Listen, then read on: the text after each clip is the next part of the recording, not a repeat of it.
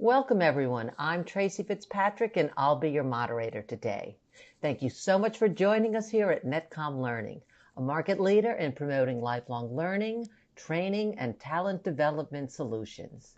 We are very excited to host today's event, Network Security Trends to Watch in 2025. And presenting today's topic is Philip Govinda. Philip is a dynamic IT instructor with over 8 years of experience specializing in artificial intelligence and IT certifications.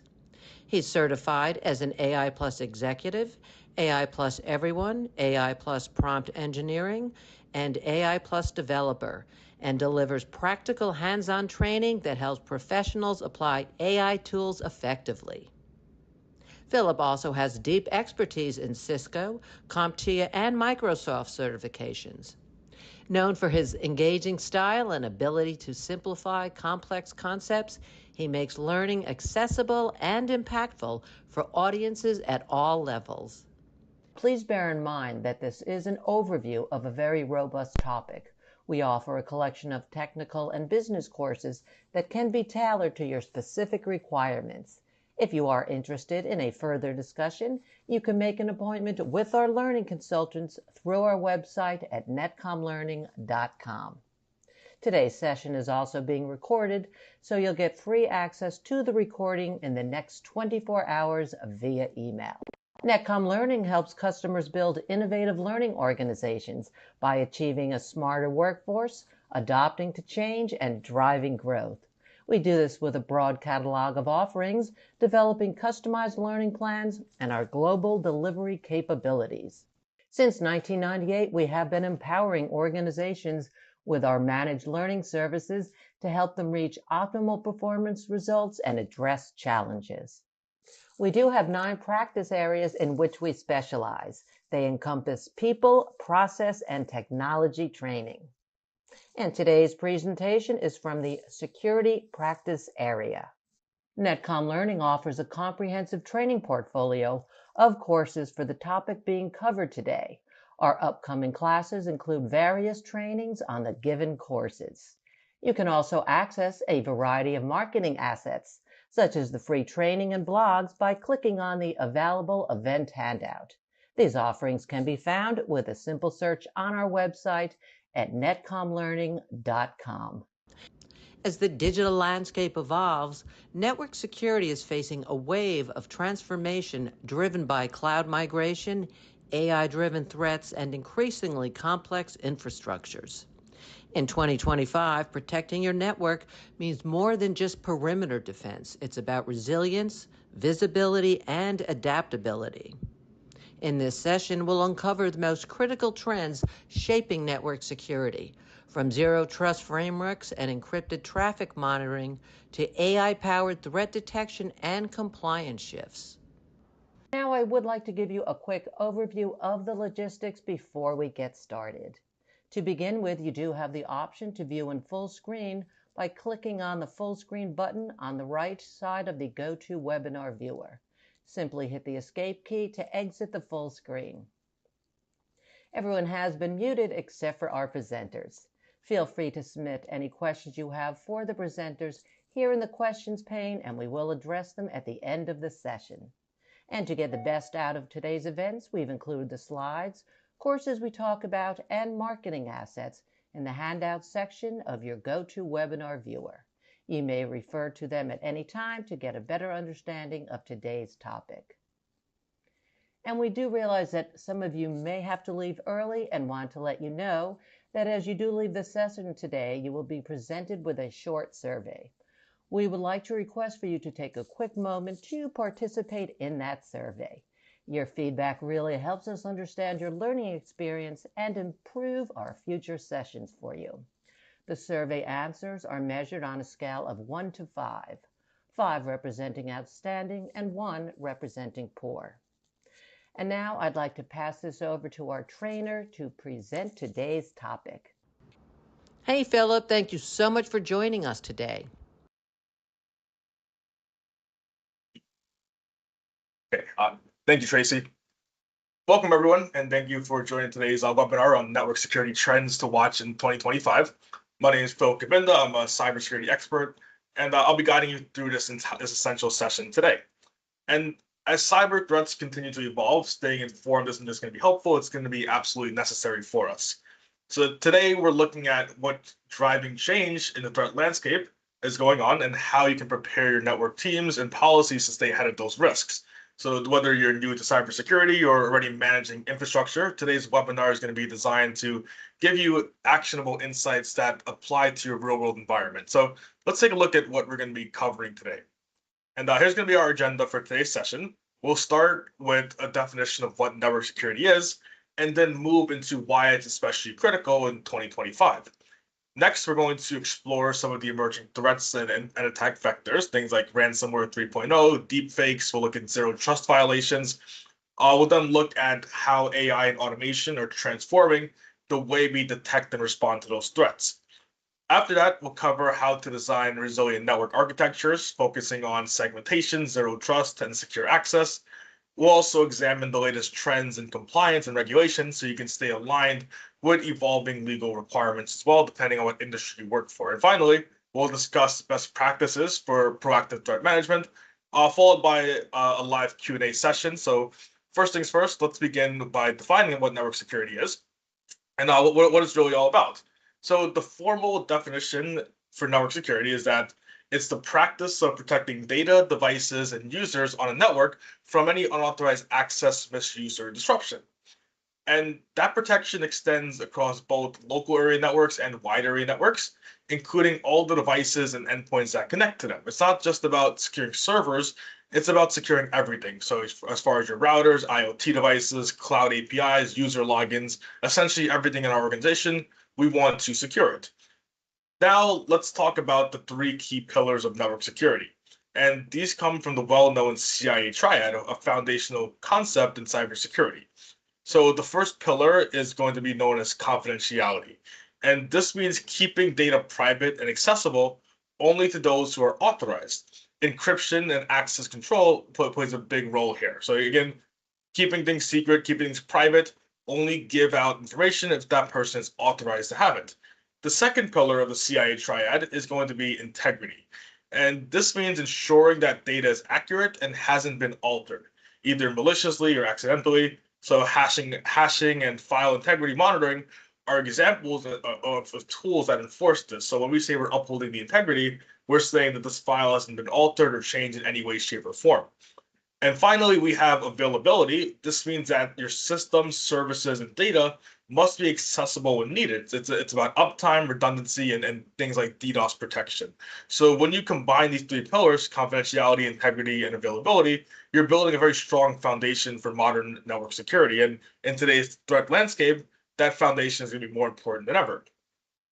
So with that being said, now that we have our foundation, let's see why it matters more than ever, especially in 2025. So there are three big reasons this topic deserves your attention today. First, we're seeing a massive increase in the frequency of cyber attacks. So cyber criminals have been more organized, more well-funded, and more strategic. And we're talking about ransomware as a service. Okay, we have things like AI-generated phishing campaigns, nation-state attacks targeting infrastructure and supply chains. In 2025, no organization is too small or too obscure to be a target. Everyone's on the radar. Second, the attack surface is expanding due to remote work and cloud adoption. So when employees work from anywhere and access cloud resources from multiple devices, the traditional network perimeter disappears completely. This means your security strategy has to extend beyond firewalls. It needs to cover identity, endpoints, APIs, as well as system as a service and software as a service platforms. And third, we have to consider the growing value of data, both personal and business related. So in today's world, data is currency. Well, whether it's intellectual property, customer records, financial details, or healthcare data, losing it means a loss of trust, reputation, and revenue.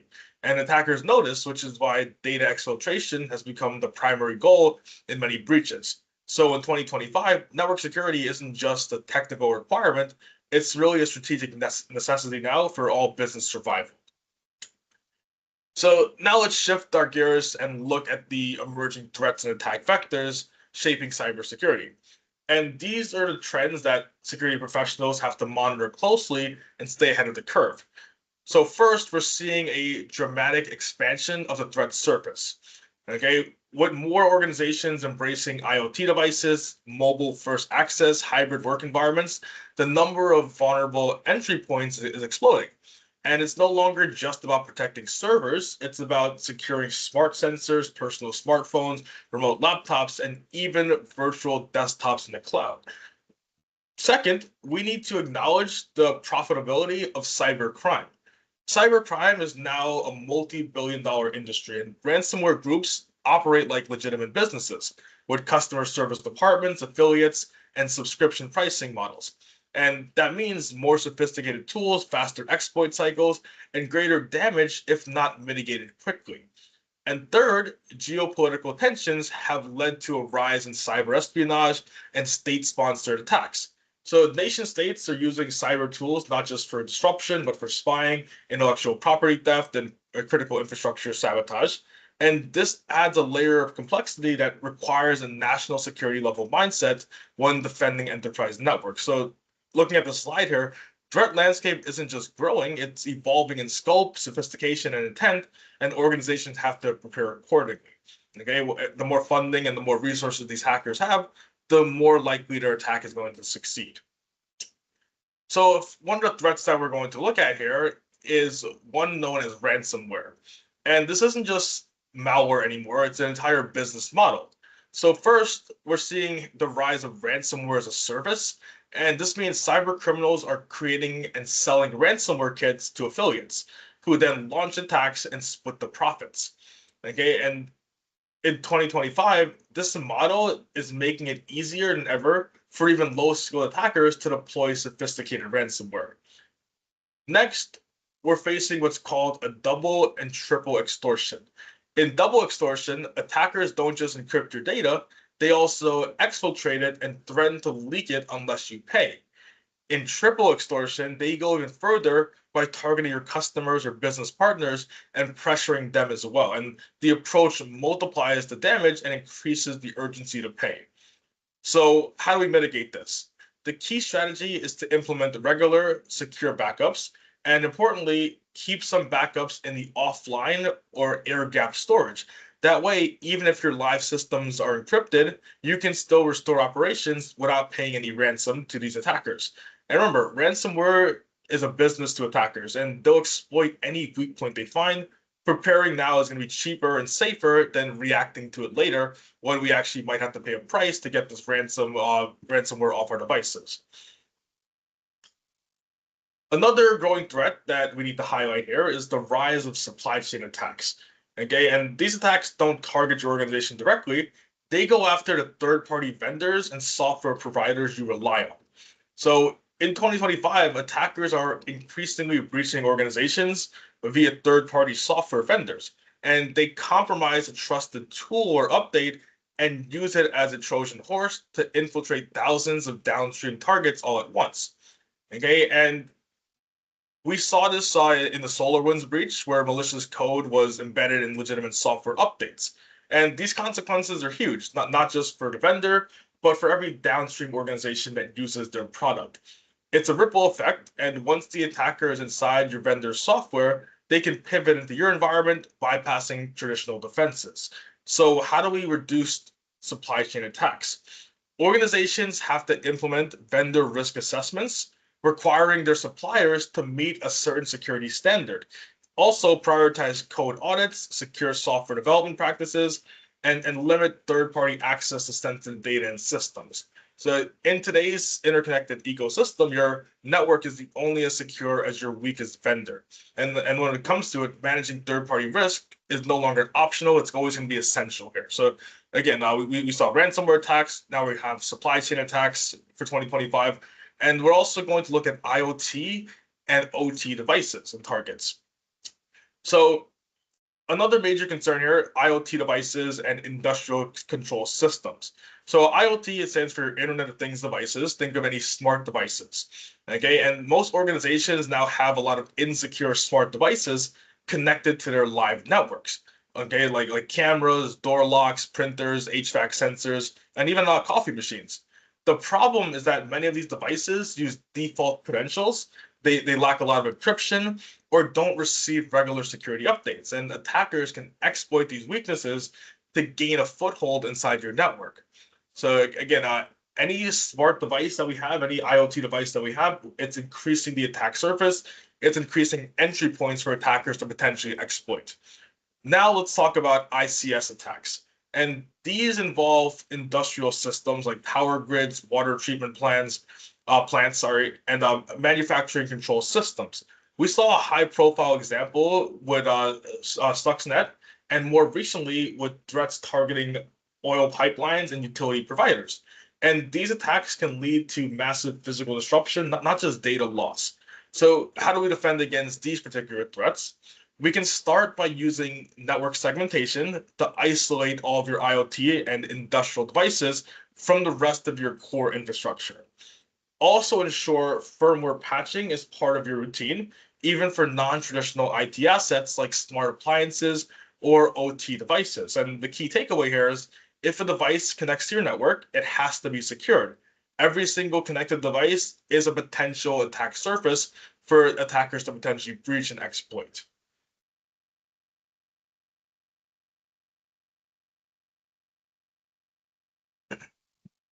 So next here, let's turn our attention to one of the most difficult threats to detect, and that's going to be the insider threats and credential-based attacks. So these threats are dangerous because they often come from trusted identities, either internal employees or compromised accounts. So first, we're seeing more incidents involving internal threats and stolen credentials. And this could be a disgruntled employee intentionally leaking data or an attacker using legitimate employee credentials to move undetected through the network. And stolen credentials and stolen logins can give hackers access to everything from HR records to financial systems. Second tactic is going to be methods like phishing and business email compromise. Okay, attackers can send convincing emails that trick users into clicking links, opening malware, or wiring money to fraudulent accounts. And in 2025, these attacks are increasingly powered by AI, making them a lot harder to spot. So how do we mitigate these risks? So first things first, we can enforce the principle of least privilege. Only give users the minimum access of what they need to get their jobs done and nothing more than that. Okay.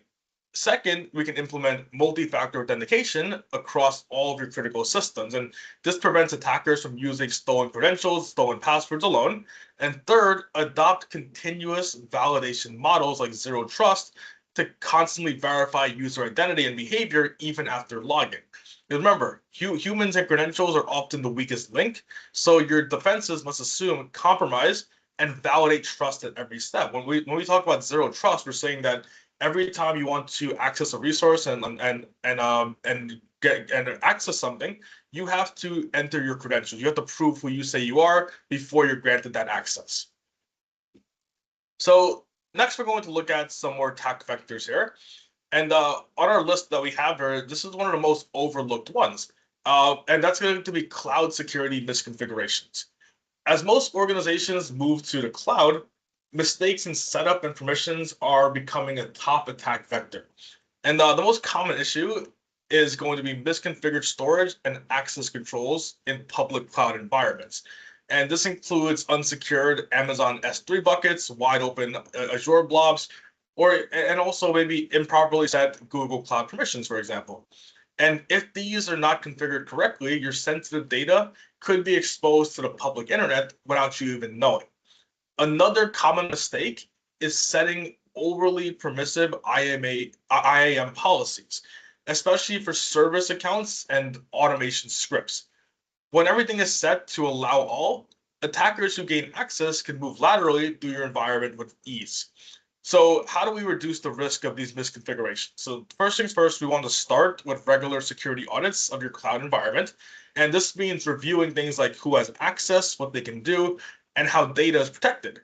Next, use automated scanning tools like AWS Config, Azure Security Center, or third-party CSPM platforms to detect and correct misconfigurations in real time. So remember, cloud security is a shared responsibility, And misconfigurations are often the customer's fault, not the provider. So good configurations are always going to be the first line of our defense. Now let's discuss one of the most concerning frontiers in cybersecurity, and that's going to be AI-driven threats, especially those involving deep fakes and synthetic media. So these type of attacks are very intelligent, they're scalable, and they're hard to detect, making them particularly dangerous. And we're talking about tools that create synthetic voices, face-swapping videos, and realistic text-based scams. In some cases, attackers have used AI-generated voices to impersonate CEOs, convincing emails to wire funds to fraudulent accounts. Others have used fake Zoom calls, cloned images, and chat boxes to extract sensitive data. So one of the biggest concerns is personalized phishing at scale. So thanks to generative AI, attackers can craft highly customized phishing emails using personal details scraped from social media and previous leaks. And this makes the scam a lot more convincing with all these new AI technologies and more likely to succeed.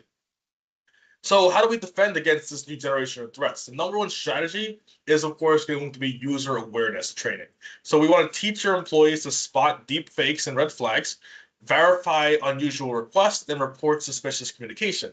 So we want to pair this with advanced email filters, threat intelligence platforms, and things like behavior analytics to help stop these attacks before they can cause damage. Because remember, AI is being used for both defenders and attackers. And in 2025 and in the new year here, your organization has to protect and be prepared for all these synthetic deceptions. So we'll see it all the time with fake videos, fake voiceovers, face swapping.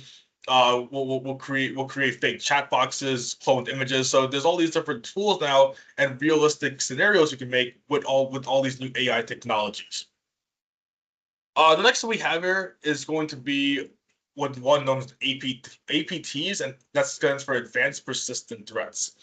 And what these are long-term stealthy intrusions, often carried out by nation-state sponsored threat actors with political, economic, or military goals. And unlike smash and grab attacks, APTs focus on maintaining a presence in your network over time, sometimes for months or even years. And they quietly monitor your systems, gather intelligence, and exfiltrate sensitive data without raising any alarms.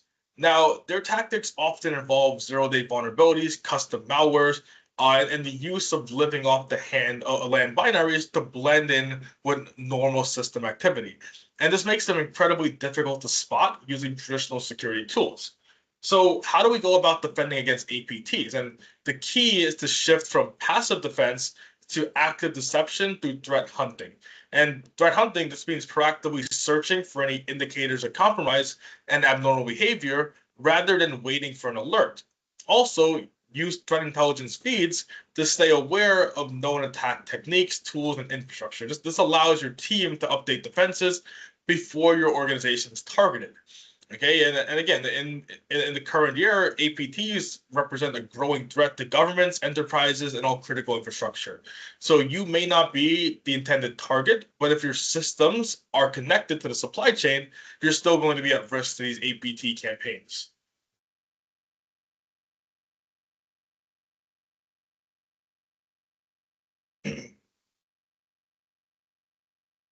So next year, we're going to flip the script and talk about how AI and automation are being used by defenders to fight back against increasingly advanced threats.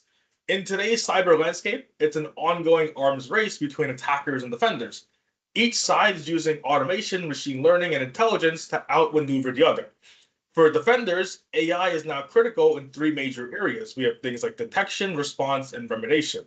So let's break it down here. So first, AI helps us with real-time detection of threats.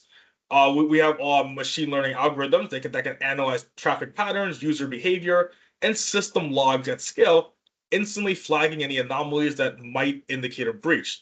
And this enables organizations to detect threats in seconds instead of hours or days.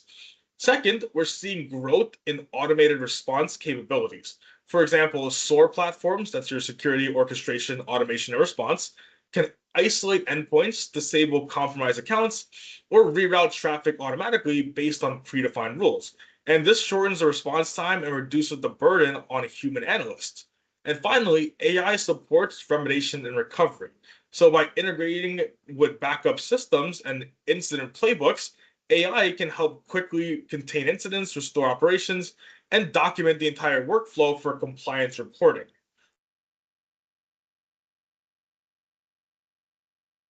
Okay, so nowadays, cybersecurity teams that embrace automation will gain a very critical advantage here because we saw a manual process simply can't keep pace with the volume and complexity of modern threats. So we want to let the machines do all the heavy lifting, all the repetitive tasks, and let your team members focus on the strategy. So let's now focus on one of the most powerful uses for AI in cybersecurity, machine learning for anomaly detection. And this is where the AI truly shines on spotting unusual behavior across your network that might go unnoticed by human analysts. With so much activity happening across users, endpoints, and applications, it's nearly impossible to monitor everything manually. And that's why machine learning is being used to build baselines of normal behavior and trigger alerts when something deviates from that baseline. So, for example, if a user typically logs in between 9 a.m. and 5 p.m., but suddenly logs in at 3 a.m. from another country, the system flags that as a potential threat. Okay. Now, of course, that user could just be traveling. They just could be logging in outside of work hours to get some work done. But it's still going to draw a red flag for us. We're still going to get alerted of that just because it's unusual activity.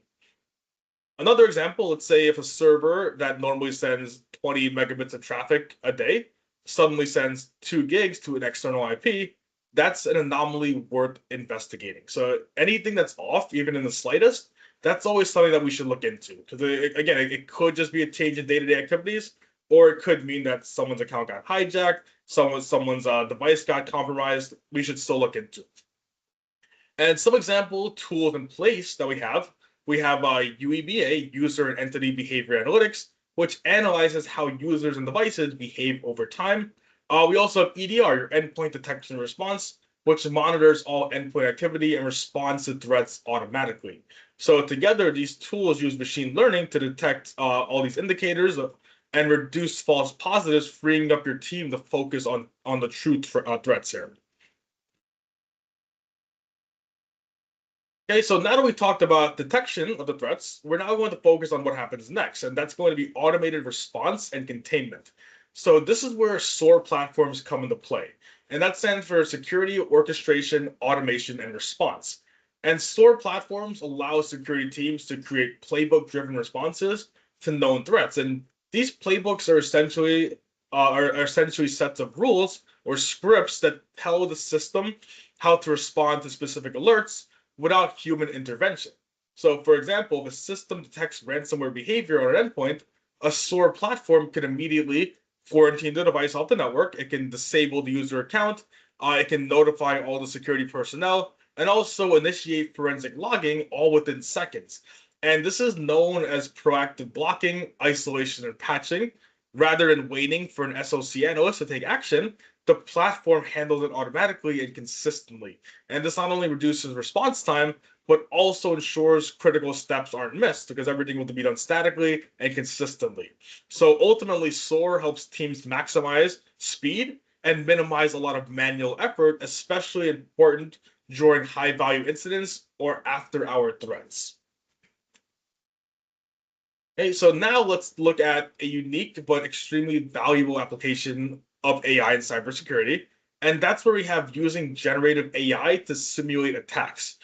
So generative AI can create realistic attack simulations that mirror how threat actors behave in the real world. It can create fake emails, simulate lateral movements inside a network, or even create synthetic malware payloads, all in a controlled testing environment. And this helps organizations test their defenses under realistic conditions. For example, how quickly can your SOC team detect a simulated breach? Are your EDR tools flagging abnormal movement?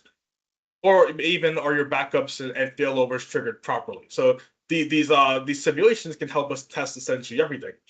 And this practice directly supports blue team readiness, the ability of your defensive teams to detect, respond to, and recover from cyber incidents. And it sharpens their skills in real time while revealing where policies, tools, or playbooks might need improvement. More importantly, these AI-driven simulations can help you uncover any blind spots, things like misconfigured firewalls, weak identity policies, or even overlooked third-party access can be identified before an attacker finds them and exploits them. So think of this as ethical hacking at machine speed. AI isn't just defending your systems, it's helping your teams get better at defending themselves by helping us create these simulations.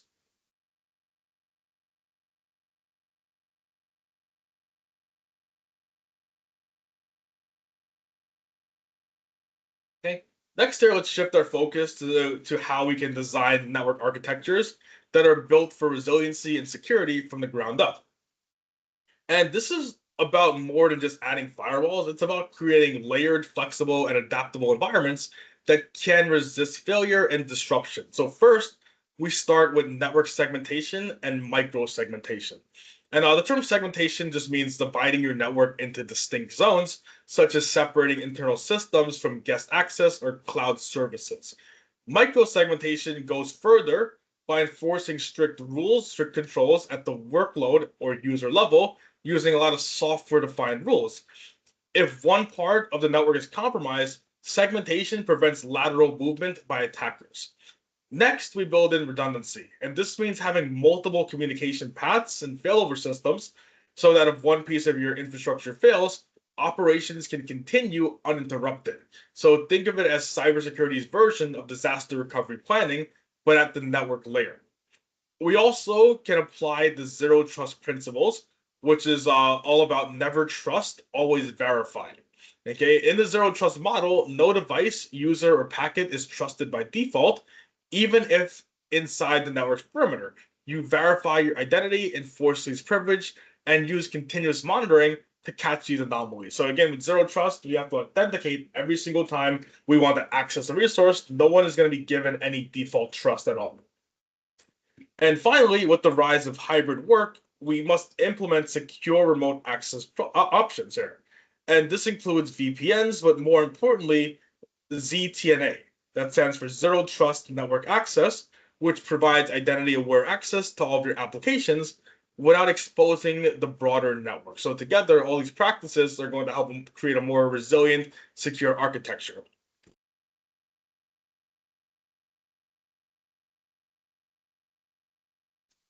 Okay. Next one we're going to cover here is we're going to look at our architecture from a regulatory standpoint. So when we talk about trends in compliance and regulatory standards here, more so in 2025, organizations must align with a growing number of global and industry-specific cybersecurity standards. So first, we have data privacy laws, and these govern how organizations should collect, store, and share personal information. And a couple key examples include GDPR, that stands for the General Data Protection Regulation in the European Union. We have CCPA, that stands for your California Consumer Privacy Act. Okay, and we also have LGPD, that's Brazil's General Data Protection Law. So these laws, they're region specific, and they give consumers rights over their data and require businesses to protect that data or face heavy penalties. Next, we're going to look at industry-specific compliance requirements. For example, ones that we probably heard of or worked with before, we have PCI DSS, and this one is for all companies that handle credit card payments. Okay, we also have HIPAA, that's going to be for all your healthcare organizations, keeping all patient information private and confidential. We also have your FINRA, and that's for financial firms and brokerages. And now, again, these frameworks include mandatory technical controls, employee training, and audit readiness. Lastly, we have to account for supply chain frameworks as well. So today, you're not just responsible for your own systems, you're also accountable for the security practices of your vendors and partners. And a couple examples include, we have the NIST Cybersecurity Framework, that's your National Institute of Standards and Technology, and they always will create these publications for us, that give us best practices for almost everything we do in cybersecurity. Okay, we also have your CMMC, that's your Cybersecurity Maturity Model Certification for defense contractors and their suppliers. Okay, so again, when it comes to meeting compliance requirements, it's not about just checking boxes. It's about demonstrating due diligence and minimizing legal and financial risk. So just being proactive here helps protect your business, your clients, as well as your reputation here.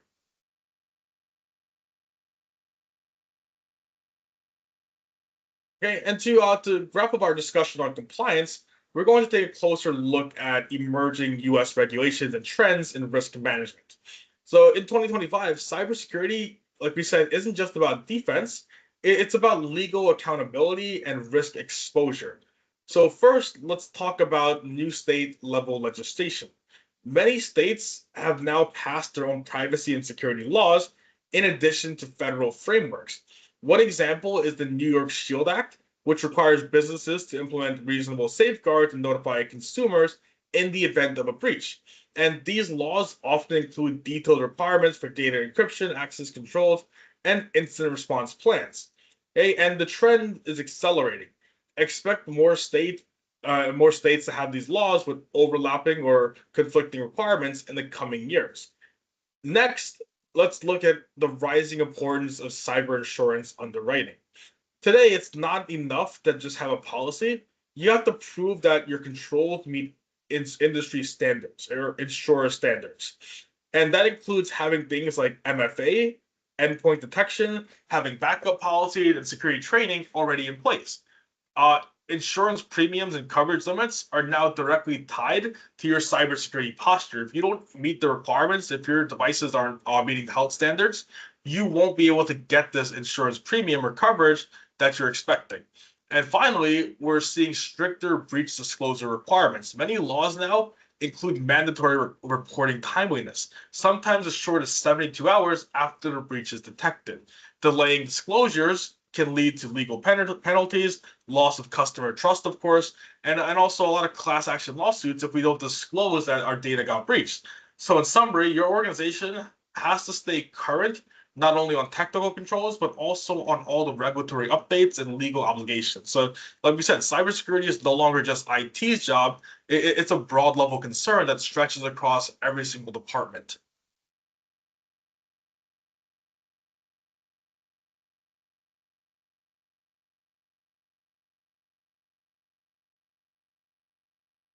Hey, next thing we're going to talk about is how to maintain a proactive cybersecurity posture through different policy structure and accountability.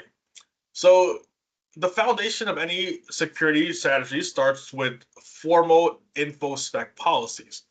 Okay, now these are written rules that govern how systems are managed, who has access to what, and how incidents are handled. Okay, now some of the most critical policies are going to include things like patching policies, which define how quickly systems must be updated after vulnerabilities are disclosed. We have things like acceptable use policies as well, which are going to guide employee behavior when using employee devices or internet resources.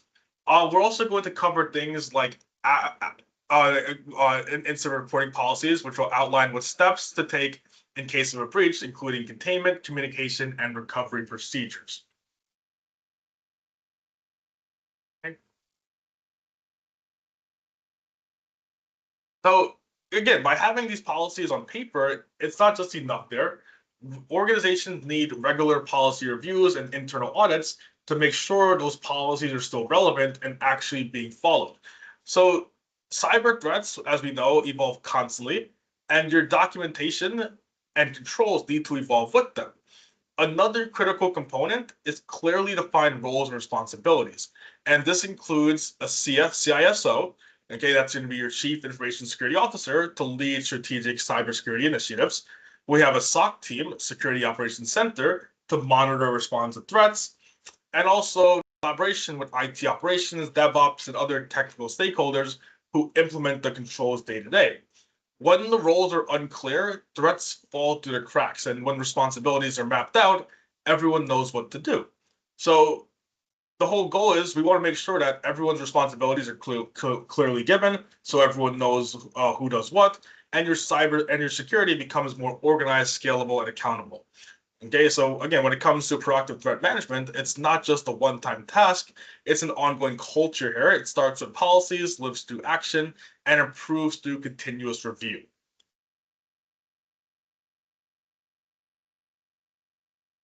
Okay, so in addition to solid policies and security roles, we also need hands-on intelligence-driven practices to stay ahead of the attackers. So this slide highlights three very powerful strategies for threat intelligence, threat hunting, and team-based simulations. So first, let's talk about threat intelligence. Threat intelligence involves collecting and analyzing data about current threats, tactics, and vulnerabilities before they impact your environment. And organizations will use IOCs, that's going to be your indications of compromise. We have real-time alerts and shared intelligence platforms to stay informed. You can also join trusted communities like ISACs, your information sharing and analysis center, which will provide sector-specific threat intelligence for finance, healthcare, energy, and more. Next, we apply that intelligence through threat hunting. So like we said earlier, threat hunting is a proactive activity. It's when your security analysts go looking for hidden threats before they trigger alerts. Okay, and they look for anomalies, they look through logs and use tools like endpoint detection and response to uncover dormant threats or slow-moving attacks. So what threat hunting is this team, they're going under the assumption that the networks are already been breached, and they just go out looking for any evidence of compromise. And this is especially valuable for detecting stealthy intrusions like those from nation state actors or insider threats. Because a lot of times these intrusions and breaches, they'll start off very small, they may go unnoticed, and they take maybe 1 to 2 weeks to escalate into something much worse. So our job as an analyst, we want to detect these breaches very early on, get rid of them before they have that time to escalate. And finally, we train and prepare using red versus blue team simulations.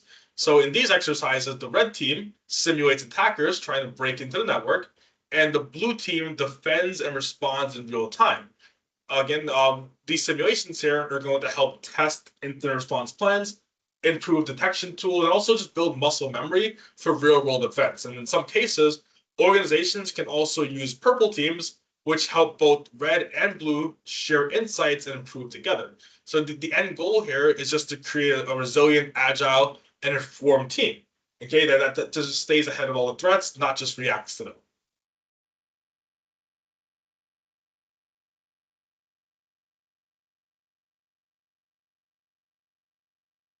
Okay. Now, to wrap up our conversation here on proactive threat management, let's focus on some of the tools uh, that make all this possible and actionable.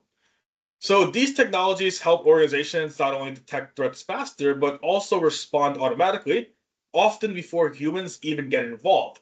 Okay, so first we have here your SIEM, and that's going to be your security, information, and event management platforms that collect and analyze logs across your environment. Okay, and examples of that include Splunk, we have QRadar, we have Microsoft Sentinel. This tool here is a centralized log server that will collect all the logs for us and help us create a clear attack chain. We also have EDR and XDR, so endpoint detection and response or extended detection and response platforms. These tools are there to monitor endpoints, email identities, cloud workloads for suspicious behavior. And popular options include CrowdStrike, we have Sentinel-1, and also Defender for endpoint. And also the third tool we're going to cover here, we looked at it earlier, we have SOAR. Again, that's your security, orchestration, automation, and response. And we have platforms like Palo Alto, we have Cortex, and they're going to help automate playbooks for containments, alerting, and also remediation of these threats. And these tools make your team a lot faster, more consistent, and just able to handle thousands of alerts per day. Second, we have foundational practices like regular patching and vulnerability scanning. So scanning tools like Qualys and Nessus to help identify outdated software, misconfigurations, and expose services. Okay, patching closes these gaps before attackers can exploit them. Okay, and now what we want to do is we want to keep up to date with CVE bulletins, and setting patching SLAs is going to be critical to reducing the risk. Okay, and then third, we now have and use cloud native visibility tools to monitor distributed infrastructure. So as more organizations move to Azure, AWS, and Google Cloud, traditional on-prem tools no longer provide us with full coverage. So cloud-native tools like AWS Security Hub, Microsoft Defender for Cloud, things like Google Chronicle, they're providing more for us. So we can get alerts and we have compliance mapping directly inside your cloud environments. And these platforms are going to be key for spotting drifts, for misconfigurations, and also spotting out any suspicious cloud activity. Okay, so again, the big idea here in this is going to be visibility and automation are your force multipliers. They give you speed, accuracy, and the ability to act without adding more headcount.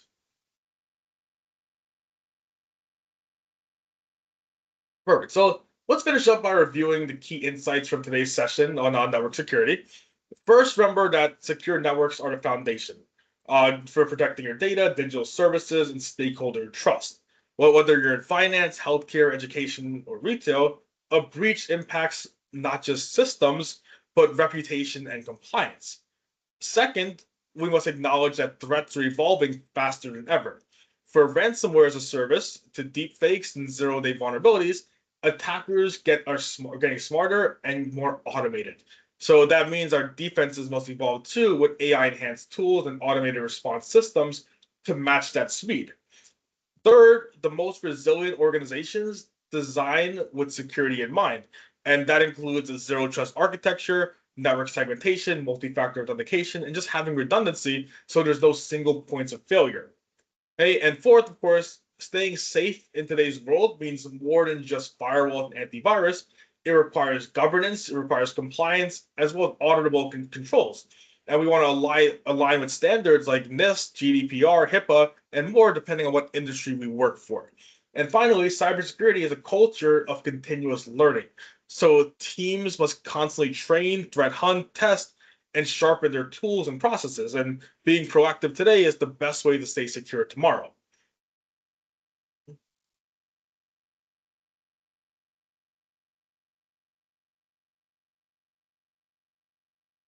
Okay, so now I'm going to take a pause here. I'm going to open up the floor for any questions, live sessions, whether it's a question about the lecture, questions we haven't talked about. Here's a good time if you guys want to ask any questions moving forward. Thank you, Philip. That was very informative. And I know everyone's looking forward to the Q&A session, so go ahead and start putting your questions in the questions panel. And while you're doing that, I'd like to pass the presentation rights over to Neha Kumari, our product marketing manager, who's going to introduce you to our wonderful and amazing promotions and webinar related courses. Hello, welcome and thank you. I hope you've all received the event handout, which is a great resource to guide you through today's session. We truly appreciate you taking the time to join us for this masterclass. Whether you are in healthcare, finance, marketing, or any other sector, AI driven data solutions are transforming the way businesses unlock value, streamline operations, and drive innovation. We pride ourselves on delivering AI cert trainings through our network of 3,300 plus certified instructors, all active experts in their fields. At Netcom, we've been empowering businesses worldwide since 1998 with cutting edge solutions that accelerate organizational growth and innovation. Our headquarters are located in the heart of New York City, and we are proud to offer worldwide delivery capabilities to support our global clients. Inside the handout you've received, there's a link to access the session recording for today's masterclass. This gives you the chance to revisit the material or dive deeper into any concepts you'd like further clarification on. As a valued participant, you'll also get exclusive access to our Netcom 365 portal. If this was your first time logging in, simply create a password and you'll be able to explore a wealth of resources designed to support your continuous learning journey. We highly encourage you to take full advantage of the Learning Portal, which offers a variety of skilling resources to help you stay ahead. Now, let's take a look at some of the latest AI cert courses available. They are divided by roles to help you choose the right path based on your career needs. I encourage you to click on the hyperlinks in the handout to explore the official course documentation and gain a deeper understanding of each offering. It's important to note that all our courses are taught by subject matter experts. Additionally, you'll enjoy perks like 180 days of access to virtual labs, 90 days of class recordings, and access to the Netcom 365 portal. You'll even have the option to repeat classes for free within a specific period if you miss a session or wish to review a topic. We've also included a few additional resources in the handout, including upcoming free events and insightful blogs. I highly recommend exploring these to broaden your understanding of our offerings and how they can help you and your organization achieve your learning and business goals. We have exciting upcoming schedules that you won't miss out. Here are some of them. These specialized programs will help you harness the power of AI for different roles and industries, ensuring you stay ahead in today's competitive landscape. We've also included a few additional resources in the handout, including upcoming free events and insightful blogs. I highly recommend exploring these to broaden your understanding of our offerings and how they can help you achieve your learning and business goals. These specialized programs will help you harness the power of AI for different roles and industries, ensuring you stay ahead in today's competitive landscape. As a part of your journey, we also recommend exploring these valuable marketing assets to further enhance your AI knowledge and skills. Learn about the Learning Passport and flexible team training packages we offer. For organizations with complex, geographically distributed teams, we offer the Learning Passport. This flexible solution allows you to consolidate your training funds for up to 12 months, unlocking tremendous value, including up to 100% additional value on your funds. With the Learning Passport, you get unlimited access to over 4,000 authorized training courses. If your team has ongoing skilling requirements, this is an incredibly cost-effective solution to meet your learning needs year-round. Additionally, the Learning Passport also includes access to certifications, virtual events, blogs, webinars, and special promotional offers available on our website. It's your one-stop solution for building a smarter workforce. And finally, be sure to check out Russell Sardar's latest book. As CEO of Netcom Learning, Russell has written a powerful framework to help organizations build smarter workforces, adapt to change, and drive growth in this rapidly evolving business environment. Don't miss out on this invaluable resource. Thank you for joining us today. With the right knowledge and skills, you can lead your organization to success and stay ahead in an AI-driven world. Stay tuned for more updates and exciting learning opportunities from Netcom Learning. Together, we'll shape the future. Thanks so much for guiding us through that information, Neha. And now we're going to go ahead and jump right into our question and answer session. If you haven't yet, it's not too late to pop your questions into the question panel. And as we start our Q&A sessions, we're also going to launch a quick poll that we want to invite you to participate in. Doing so helps us to know how we can better serve you by telling us who might be interested in more information or in taking some additional training. In addition, we have a lot more informative webinars coming up, so please go to netcomlearning.com/webinars in order to register.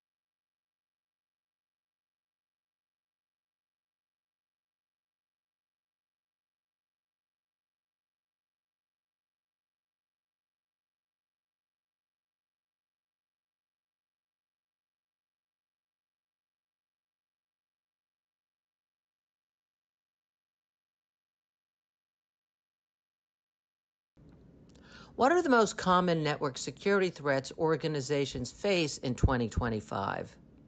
And like we said earlier, in 2025, organizations are facing a wide range of evolving threats, mainly due to a lot of AI technologies. So, first one we looked at, we saw ransomware 3.0, which involves double extortion or triple extortion and ransomware as a service models. We saw phishing attacks that use AI to create more realistic emails, voice calls. We saw things like cloud misconfigurations, which occur when public cloud environments are left open or improperly secured. IoT devices, well, all your smart devices being exploited, and also supply chain. So all the dependencies of third-party vendors that we work with being attacked as well. How is AI helping improve cybersecurity defenses? So AI plays a very critical role in enhancing cybersecurity by enabling first anomaly detection, and AI can analyze network traffic and detect unusual behavior that may indicate a breach. So it detects anything that's off, anything that's not part of your baseline. It also does threat prediction. So machine learning models can recognize patterns from historical data to anticipate any future attacks. We have automated response as well. So tools like SOAR and responses they can take real time action, such as isolating compromised devices or blocking suspicious traffic. And of course, vulnerability management is another big one here. So AI tools can scan and prioritize software vulnerabilities based on risk level. Again, AI helps defenders keep pace with cyber criminals who are also using AI to conduct more advanced attacks. What is a zero trust architecture and why is it important? Okay, Zero Trust Architecture, ZTA, is a security model based on the principle of never trust, always verify. So every single access request is treated as though it originates from an untrusted source, even if it's inside the network perimeter. Okay, and this model uses technologies like multi-factor authentication, role-based access control, as well as device health checks. And it's going to help reduce the risk of insider threats, credential theft, and lateral movement. So essentially, what it's doing here is it's always going to make you verify anytime you want to access resources. Okay, so we're saying we're not going to trust anyone. You always have to verify whenever you want to access anything on our network.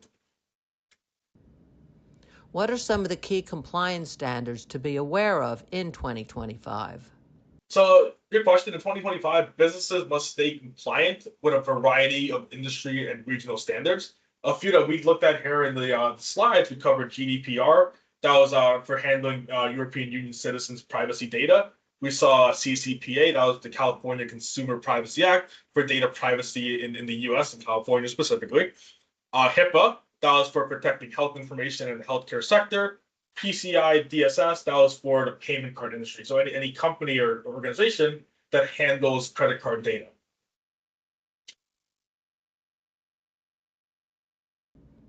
And what are some of the best practices for managing cybersecurity threats proactively? So proactive threat management involves taking action before an incident occurs. And that's going to include things like continuous monitoring, so using tools like the SIEM systems to monitor all of your network activity, collecting logs, user training and awareness, especially for phishing and social engineering, regular patching and updates to close known vulnerabilities. And then we also have threat intelligence sharing, so using sources like ISACs, open sources, proprietary sources. We have red team versus blue team exercises to simulate real world attacks and potential scenarios. And also, we keep going back to it, but of course, we have the zero trust principles, things like segmentation, having backup strategies in place. These best practices are going to reduce the likelihood of successful attacks and improve your organization's overall security posture. Once again, I want to remind you that as you leave the session today, you will be presented with a short survey. We would like to request for you to help us by taking a quick moment to participate in that survey. Your feedback really helps us understand your learning experience as we are constantly looking at how we can improve our future sessions. The survey answers are measured on a scale of 1 to 5, 5 representing outstanding and 1 representing poor. We want to thank all of you for joining us today, and if you do come up with any additional questions, feel free to send them to webinar@netcomlearning.com at any time. We hope that you found today's webinar informative, and we look forward to seeing you back here with us soon. Feel free to tell your friends and colleagues about our webinars and other courses. Have a great day, everyone.